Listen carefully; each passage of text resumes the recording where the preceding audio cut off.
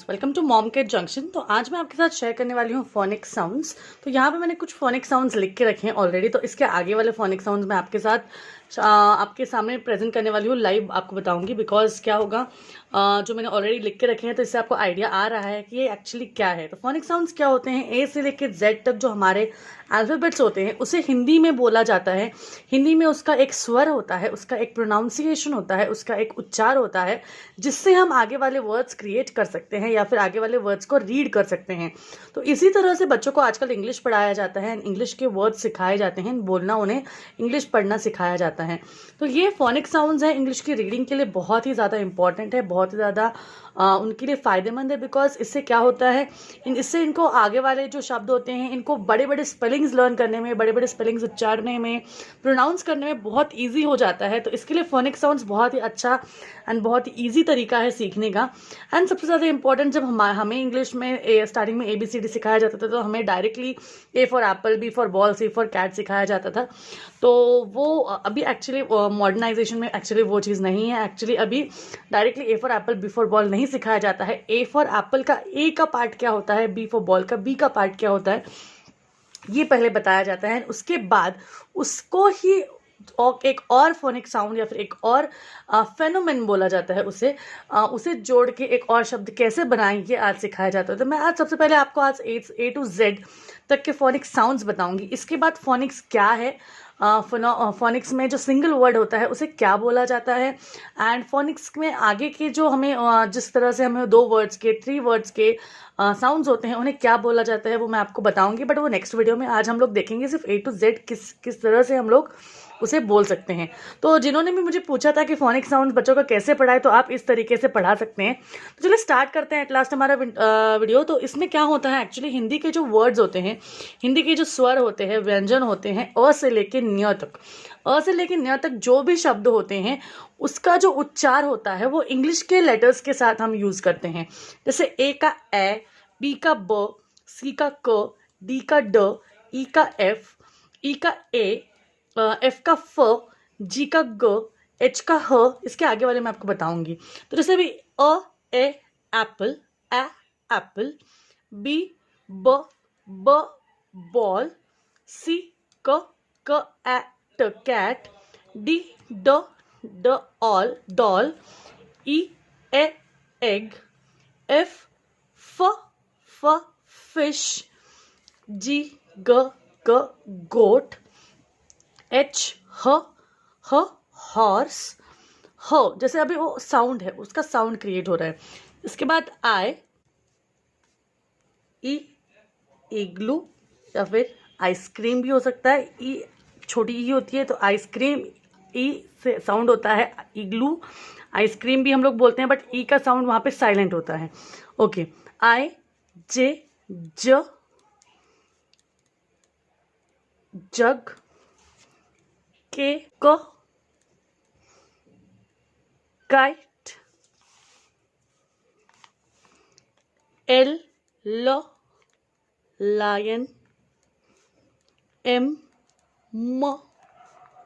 Man, N nose, O orange, P pen, Q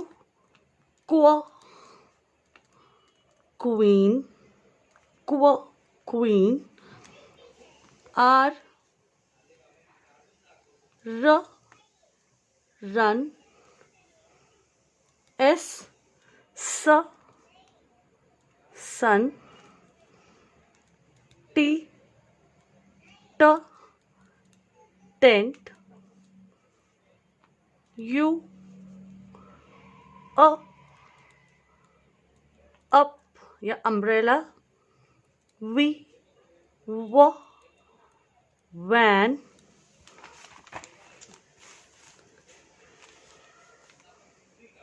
W इसमें भी व ही आता है लेकिन इसमें थोड़ा हायर साउंड होता है। वॉच, X एक्सरे या फिर बॉक्स, फिक्स, फॉक्स, ये बहुत सारे वर्ड्स हमारे एक्स के लिए हो जाते हैं। वाई, याक, जेड, ज, जू, वो ज अलग है और ये ज अलग है, जू, जेब्रा। तो ये जो सारे वर्ड्स हैं हम लोग अभी सीख चुके हैं। तो अभी इसके बाद जो फोनिक साउंड्स हैं इसमें हम लोग कैसे बोलेंगे? ए, एन, बी, बॉक्स, ब, बॉक्स, सी, क, ए, क, एट, कैट, डी, ड, ओ, ग, डॉग। इस तरह से हम लोग एक एक वर्ड जब लोग ऐड करते जाएंगे तो इस तरह से हम लोग बच्चों को सिखाएंगे किस तरह से हम उसमें ऐड कर सकते हैं। तो सबसे पहले हम लोग को क्या करना पड़ता है, जो ये सिंगल लेटर्स हैं उन्हें पहले लर्न करना पड़ता है, उन्हें पहले वर्ड्स के अकॉर्डिंगली सीखना पड़ता है। उसके बाद जब इसके सारे जो साउंड्स हैं वो हम लोग अच्छी तरह से जब हम लोग सीख जाते हैं, जब अच्छी तरह से बच्चों को उसके साउंड्स की आइडिया आ जाती है कि किस साउंड को किस तरह से बोला जाता है, उसके बाद हम उसमें दो वर्ड्स को ब्लेंड करते हैं। ब्लेंडिंग एक पार्ट है जिसमें दो वर्ड्स को यूज़ करके उन्हें ऐड करके बोला जाता है। जैसे ए, एन, तो A, no, A, no, N, A, to, at, E, to, it. इस तरह से हम लोग को ऐड किए जाते हैं। जैसे अभी ये सिंगल लेटर्स है, सिंगल से डबल, डबल से ट्रिपल, और धीरे धीरे वर्ड्स को बढ़ाते जाएंगे तो ये बच्चे सीखते जाते हैं आराम से। बच्चों को प्रोनाउंसिएशन जब आती है तो बच्चे आराम से सेंटेंसेस भी पढ़ने लगते हैं एंड पैराग्राफ्स भी आराम से सीख जाते हैं।